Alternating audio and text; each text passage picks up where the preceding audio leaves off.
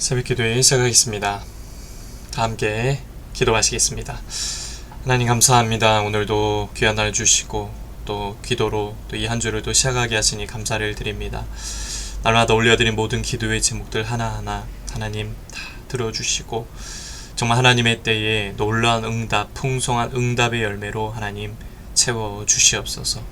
이 한 주도 주님 바라보며 믿음으로 살기 원합니다. 특별히 기도하는 마음으로 늘 기도하며 살기 원합니다. 하나님 붙잡아 주시고 이 한 주도 주님의 보호하심 가운데 동행하며 살아갈 수 있도록 인도하여 주시옵소서. 감사드리며 예수님의 이름으로 기도드립니다. 아멘. 하나님 말씀 보겠습니다. 사무엘상 18장 20절에서 30절까지의 말씀입니다. 사무엘상 18장 20절에서 30절까지의 말씀 봉독해 드리겠습니다.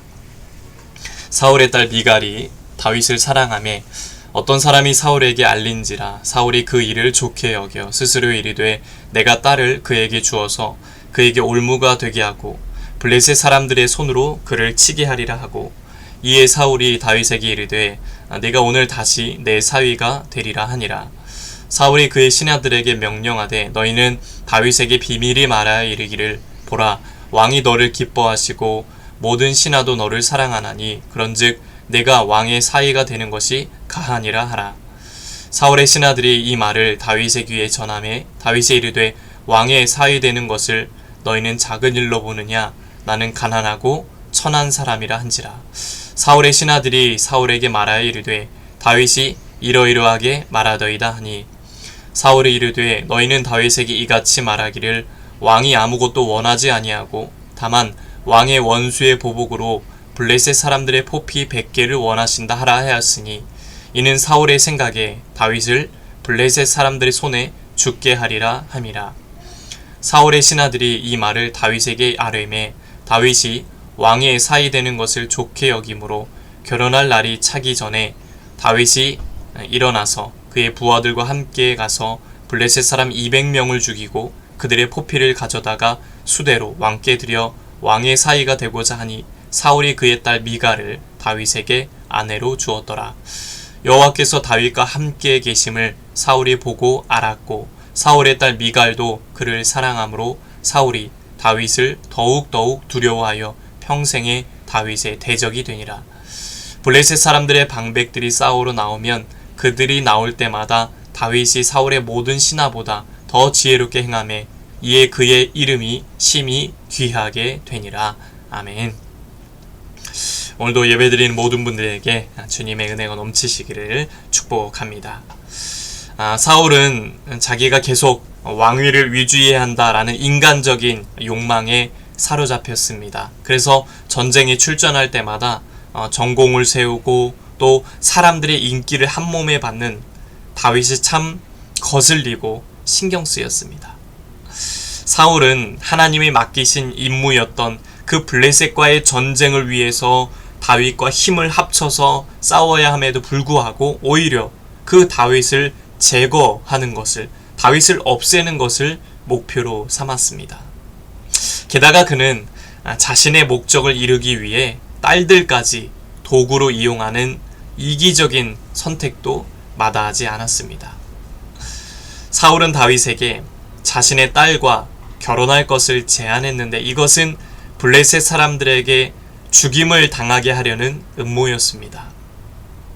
사울은 메랍에 이어 미갈까지 이용을 하죠. 사울은 다윗에게 자신의 장녀인 메랍을 아내로 주겠다라고 제안을 했었습니다. 그러고는 다윗에게 하나님의 이름을 위한 전쟁에서 승리해서 용사임을 증명해 보이라 라고 명령했습니다. 사울은 블레셋과의 전쟁을 하나님을 위한 싸움이라고 하면서 다윗을 부추겼지만 그것은 다윗을 죽이기 위한 속임수였습니다. 사울은 외적으로 하나님의 임무에 충실한 것처럼 보였지만 내면은 그의 속은 거짓과 배신으로 가득했습니다. 거짓말과 속임수라는 것은 많은 사람들이 자신의 목적을 이루기 위해 너무나도 쉽게 사용하는 세상의 방식입니다. 이처럼 하나님은 자신의 이득을 위해서 다른 사람을 속이는 이 거짓된 혀를 미워하십니다. 그리고 그 거짓과 속임수에 대해서 반드시 심판하실 것입니다. 사울의 최후는 어땠습니까? 하나님께 버려지고 비참한 죽음을 맞이하는 것이었습니다. 반면에 다윗은 하나님과 사람 앞에서 겸손히 행했기 때문에 사울의 속임수에 넘어가지 않았습니다. 사울은 자신의 탐욕을 따라 살면서, 자기의 욕심을 따라 살면서 자기의 딸까지 이용해서 사람들을 속이는 타락한 삶을 살았습니다. 그는 점점 죄에 무감각해졌고 무뎌졌고 그의 양심은 죄로 오염되었습니다. 그렇습니다. 등불에서 멀어질수록 어둠이 짙어지는 것과 같이 우리가 빛 대신 하나님을 저버리면, 우리가 하나님께서 점점 멀어지면 우리의 삶도 죄악으로 빠지게 될 수밖에 없습니다.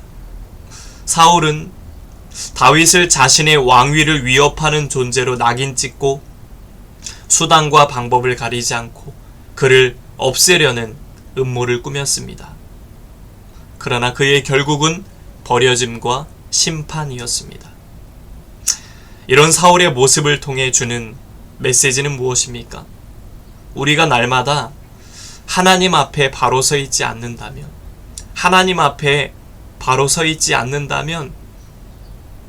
기도함으로 지혜를 구하지 않는다면 우리도 언제든지 죄에 넘어질 수 있다는 겁니다. 우리는 참 연약한 존재이기 때문이죠. 그러면 어떻게 해야 합니까? 하나님을 가까이 하는 겁니다. 하나님을 가까이 함으로, 말씀과 기도로 주님을 가까이 함으로 우리는 죄에서 멀어져야 합니다. 하나님을 가까이 하는 것이 복이다 라는 말씀처럼 우리는 주님을 가까이 해야 합니다. 주님과 동행해야 합니다. 그래야 살기 때문이죠. 정말 언제나 주님을 가까이 함으로, 말씀과 기도를 가까이 함으로 주님 품 안에 거하는 삶을 살아가시길 바랍니다. 주님과 동행하는 삶을 살아가시길 바랍니다. 오늘도 이 한 주도 정말 그 주님을 가까이 해서 주님과 동행하고 정말 백성답게, 주의 자녀답게 주님의 뜻대로만 사는 그러한 복된 삶이 되시기를 주님의 이름으로 간절히 축복합니다. 주님을 가까이 하는 것, 주님과 동행하는 것, 그것이 우리가 살아갈 길인 줄 믿습니다.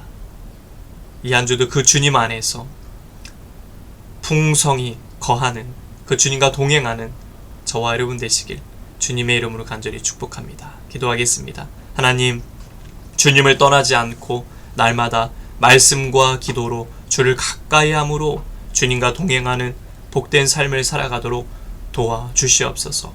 이 시간도 기도할 때 우리의 마음을 붙잡아 주시고 하나님, 우리의 간구와 우리의 기도를 들어주시고 하나님 응답하여 주시옵소서. 이제는 우리 주 예수 그리스도의 은혜와 하나님 아버지의 넘치는 사랑하심과 성령의 감화감동 역사, 교통하심이 날마다 주님을 가까이 하고 주님과 동행함으로 승리하며 살기 원하는 온 성도들 머리 위에 이제부터 영원토록 함께 하시기를 간절히 축원하옵나이다. 아멘. 이 시간 나라와 대통령과 위정자들을 위해서, 우리 시작의 목회자 성도들을 위해서 각자의 기도 제목을 놓고 주여 한번 외치고 통성을 함께 기도하시겠습니다. 주여, 하나님 아버지 감사합니다.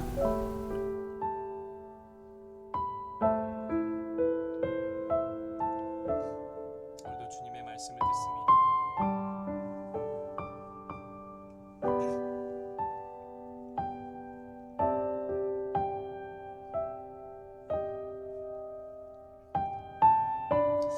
사울은 주님의 명령을 저버리고 다윗만을 제거하는 일에 힘을 쏟았습니다. 거짓말과 속임수로 나아갔습니다. 그의 결국은 버려짐과 심판이었습니다.